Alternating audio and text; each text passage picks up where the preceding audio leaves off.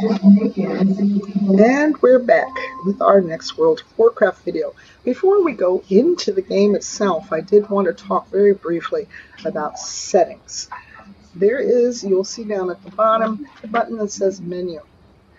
If you click it, you'll see that there are several menus. There's credits, cinematics, option to leave the game and close the program. I want to talk briefly about system. Eventually, you're going to need to play with this to have the game look and feel the way you want. But there are a couple of things that I wanted to call to your attention. In the system menu, you can choose how you play, whether you're using Windows, for example, like not your full screen, what kind of monitor, where you want it, what size Windows, resolution of the text. All of these basic things can be changed.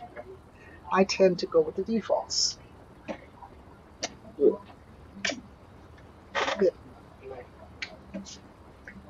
The one I want you to, the better computer that you have, the higher the quality. You do not need to have uber quality. Uber gamers will pick ultra high. You don't need it. I have a pretty good computer, but it's about 6 years old now, 7 years old. So I don't use the ultra high settings. I use high ones, but you do not. The higher the settings, the more demand on your computer. Go with what allows you to play with the least amount of server lag. So that's graphics. There are advanced things here. We're not going to talk about this today. You will eventually get to play with all of those as you fine tune your network. I always optimize for speed because lag can get you killed, literally.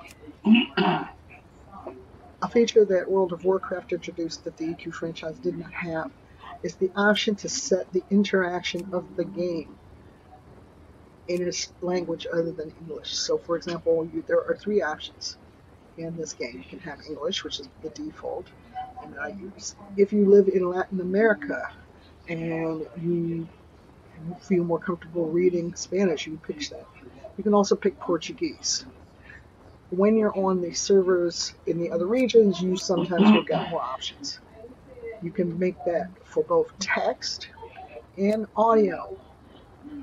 In this one, audio is just English. Why audio? Because the NPCs will actually talk to you in this game, not just text, talk. The one I wanted to show you, though, is sound. The volumes can get very loud, as you probably saw from our first few videos. So I came in here and I actually lowered it a little bit. I'm going to show you. Like the default is all the way up here. For the game music, all the way up here.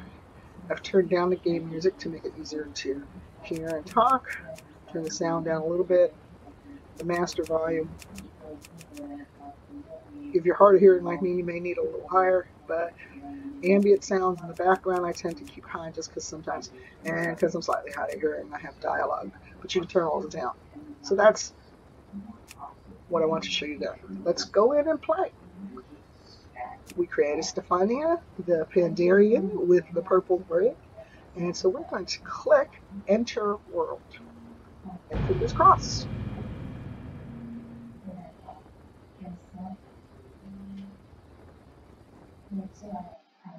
You are a Pandaren, born and raised on the mysterious Wandering Isle. While many of your fellow Pandaren prefer a tranquil life, the lure of adventure burns in your blood. Recently, the Wandering Isle has begun erratically weaving about the world's oceans. The air grows cold, and your island home is spiraling toward disaster. As one of the most promising of students at Master Shang's monastery, you may just be the salvation for your people. But first, you must complete your training. Okay. Here we are. There are several ways to move your character about and change what your angle is. You can use your mouse and the buttons on your mouse. Right button, left button, holding down buttons, can cause you to run. There are many, many, many commands. I'm not going to cover them. Part of it is because you actually need to learn how to use these things. The other thing is that it would take several, trying to break it down into language is not that simple. So I will just say you can use your mouse to move around, going forward, going back, or you can use your keyboard. These games are set up with what's known as a WASD configuration, which means that unless you have changed the settings in that setting screen, you will be able to move forward clicking W, to the left clicking A, to the right clicking, come on, man. Oh God, left clicking S, and then D going backwards. I personally use the directional keys on my keyboard. I just find it much easier. So here we are. This is a nice looking world. I've never been to Pandaria. But in World of Warcraft, whenever there's a task for you to do, if somebody has something for you to do, there will be a giant orange-yellow exclamation point over their head. So as you can see here, Master Shang-Yi has something he wants to tell me, so I guess he is my sensei. I gotta go talk to him. How do you tell regular players? NPCs, the non-player characters, their names are in green or white. Regular players are in this blue. Like there's somebody standing next to me who just got a quest. I'm gonna wave at him, Briamp, just to see how he's doing. He may wave back, maybe not. That's the other thing. That's the key joy of World of Warcraft, is that in terms of physical emoting, they built in an enormous amount into the game. Let's talk to Master Shang-Yi and see what he wants me to do. My time is passing, but your time approaches swiftly. Well, that was an inspiring little speech. You'll see a box came up on the right screen. This is the quest box. This gives you the option. It tells you what he wants you to do.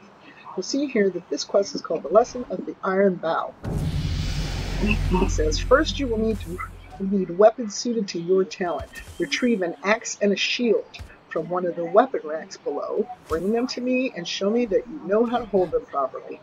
So the objective of the quest is to retrieve and equip one trainee's axe and a trainee's shield. And if I do it successfully, I will get 15 copper and 160 experience, which of course is what we want.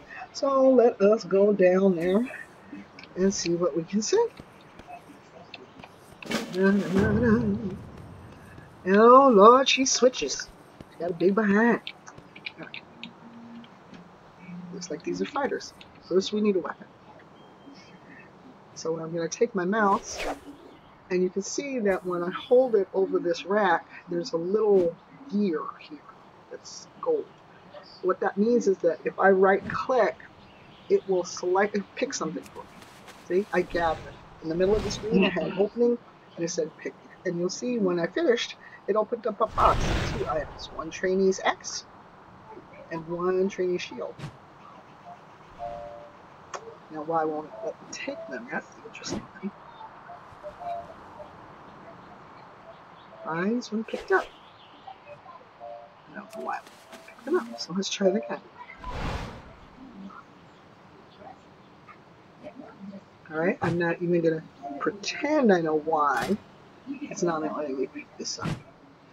I have a gift because I have an old account, so it wants to give me something, but for some reason, it will not let me pick these items up.